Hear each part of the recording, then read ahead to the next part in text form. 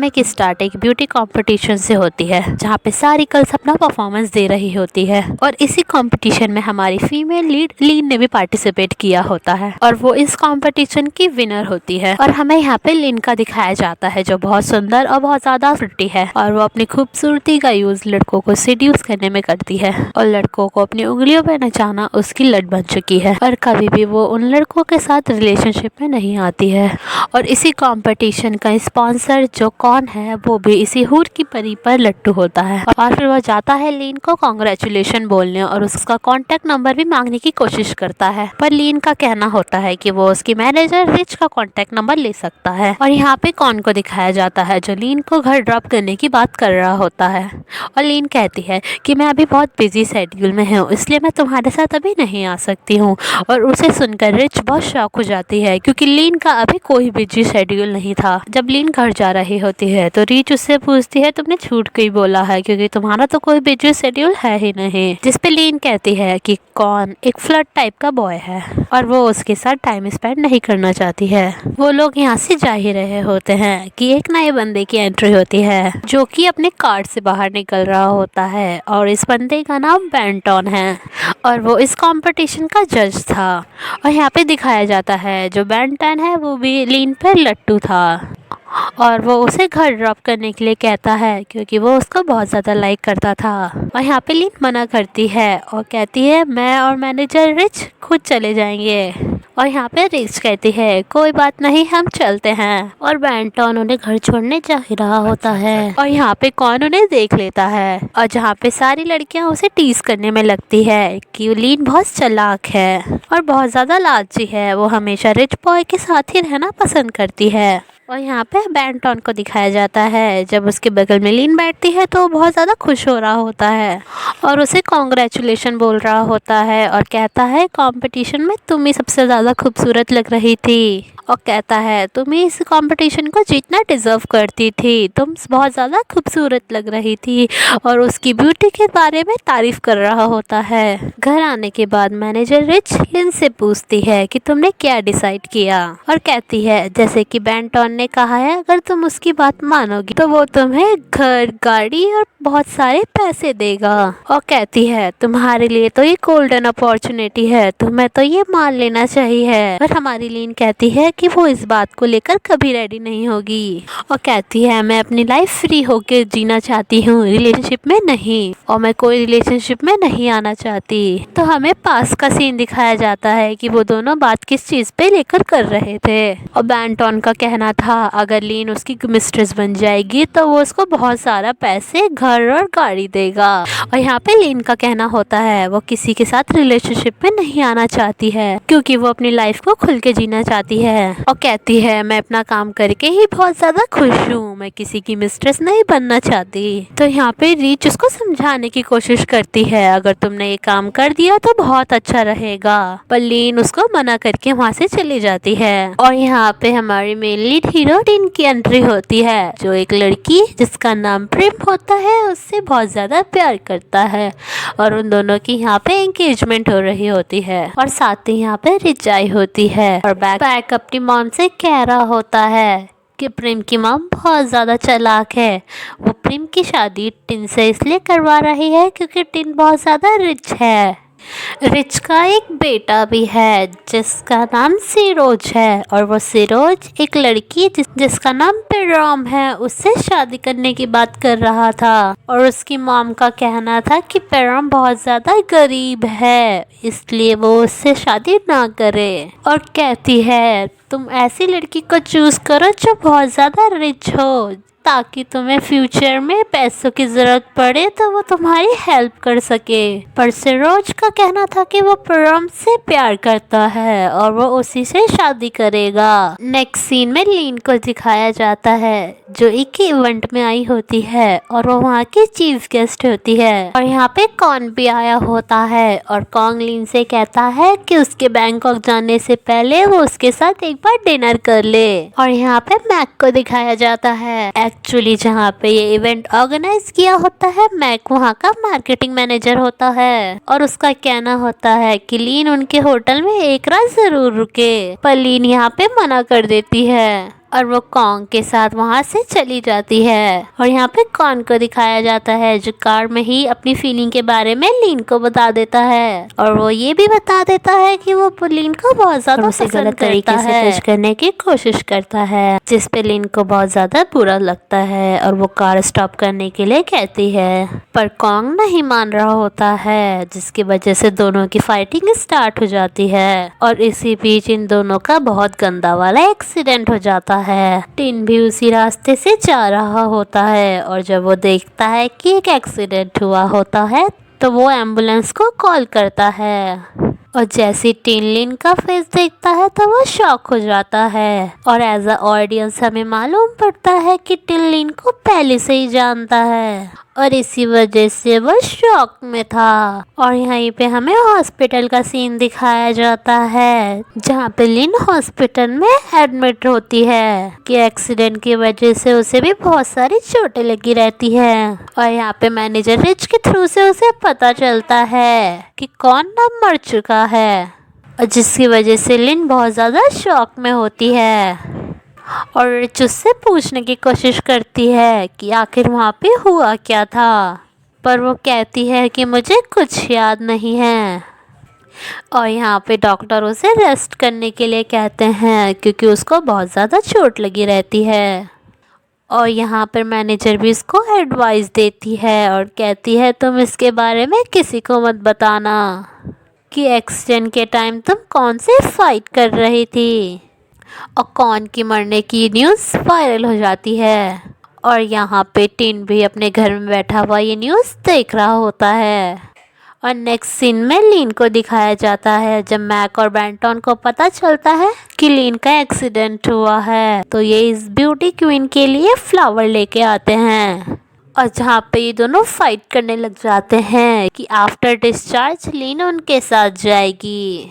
लीन उन दोनों के झगड़े को शांत करवाती है और उन दोनों को यहाँ से जाने के लिए कहती है, और कहती है कि वो थोड़ा रेस्ट करना चाहती है, जिसकी वजह से बेंटन और मैक वहाँ से चले जाते हैं। नेक्स्ट सीन में दिखाया जाता है कि लीन हॉस्पिटल से डिस्चार्ज हो गई है और मैक और बेंटन उसे घर ले जा रहे होते। वहाँ पे मीडिया वाले आ जाते हैं और वो कौन से रिलेटेड लीन से डिफरेंट टाइप के क्वेश्चन कर रहे होते हैं, जिसकी वजह से वो परेशान हो जाती है। और बेंटन और मैक का कहना होता है कि वो अभी हॉस्पिटल से डिस्चार्ज हुई है, उससे इतना ज्यादा क्वेश्चन मत करो कि वो परेशान हो जाए। और यहाँ पे एक लड़की को दिखाया जाता है जो लीन के बारे में बहुत बुरा बोल रही होती है, और यहाँ पे बेंटन को बुरा लगता है और बेंटन उस लड़की को लीन की तरफ से बहुत करारा जवाब दे देता है, जिसकी वजह से वो लड़की शांत हो जाती है। और यहाँ पे टिन को दिखाया जाता है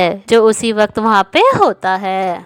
जब लीन जा रही होती है तो अनफॉर्चुनेटली उसकी टक्कर टिन से हो जाती है, और यहाँ पे टिन को दिखाया जाता है वो जैसी लीन से मिलता है उसे बहुत ज़्यादा गुस्सा आता है। वो अपने ऊपर कंट्रोल नहीं कर पा रहा होता है, लेकिन फिर भी कंट्रोल करता है। अब लीन बैंकॉक जाने वाली थी क्योंकि वो अच्छे से रिकवर हो चुकी थी, जहाँ पे बेंटन ने उसे एक होटल में इनवाइट किया होता है एक डिनर के लिए, और जहाँ पे वो दोनों खाना खा रहे होते हैं, जहाँ पे बेंटन का कहना होता है कि लीन को कभी भी बेंटन की जरूरत पड़ेगी तो वो बेंटन से कह सकती है। और यहाँ पे दिखाया जाता है कि लीन बैंकॉक चली जाती है और वो सिटी उसके लिए नई थी, इसलिए उसे जगह ढूंढने में प्रॉब्लम हो रही होती है। और वहाँ पे एक साइकिल वाले को दिखाया जाता है जिसकी वजह से उन दोनों की टक्कर हो जाती है, और जहाँ पे वो बाईसाइकिल वाला उसको उठाता है और वो उससे वहाँ का एड्रेस पता करने की कोशिश कर रही होती है जहाँ पे वो जाना चाहती है, जहाँ पे वो बाईसाइकिल वाला उसे ड्रॉप करने के लिए कहता है और कहता है कोई बात नहीं, तुम मेरी बाईसाइकिल पे बैठ सकती हो, मैं तुम्हें ड्रॉप कर दूंगा। और यहाँ पे दिखाया जाता है कि वो मास्क लगाया हुआ पर्सन कोई और नहीं टिन ही होता है, और वो लिन को फॉलो करते हुए बैंकॉक पहुंच जाता है। टिन लिन के साथ ऐसा क्यों कर रहा है ये तो हमें आगे ही पता चलेगा। और यहाँ पे हमें बेंटन और मैक का दिखाया जाता है जो कि इंतजार कर रहे होते हैं, क्योंकि अब लिन बैंकॉक से वापस आ रही होती है, जो कि एयरपोर्ट पे खड़े होते हैं लीन को रिसीव करने के लिए। लेकिन जैसे ही वो उन दोनों को देखती है वो अपनी डायरेक्शन चेंज कर लेती है, क्योंकि वो उन दोनों से मिलना नहीं चाहती थी। लेकिन बैंटन उसे कॉल करता है और कहता है कि तुम कब आने वाली हो, जहाँ पे लीन उसे बताती है कि वो ऑलरेडी आ चुकी है, कि उसकी मैनेजर उसे रिसीव करने के लिए आ चुकी है, तो वो उसके साथ चली जाएगी। और कहती है अगर वो तुम लोग मेरा वेट कर रहे हो तुम लोग घर चले जाओ। और यहाँ पे एयरपोर्ट पे लीन की टक्कर फिर से टिन से हो जाती है। तो टिन तो लीन को पहचान रहा होता है, लेकिन लीन टिन को नहीं जानती थी और वो उसको नहीं पहचानती है और उसको सॉरी बोलकर आगे चली जाती है। मैनेजर रिच को दिखाया जाता है, वो लीन के आने पर बहुत ज्यादा खुश होती है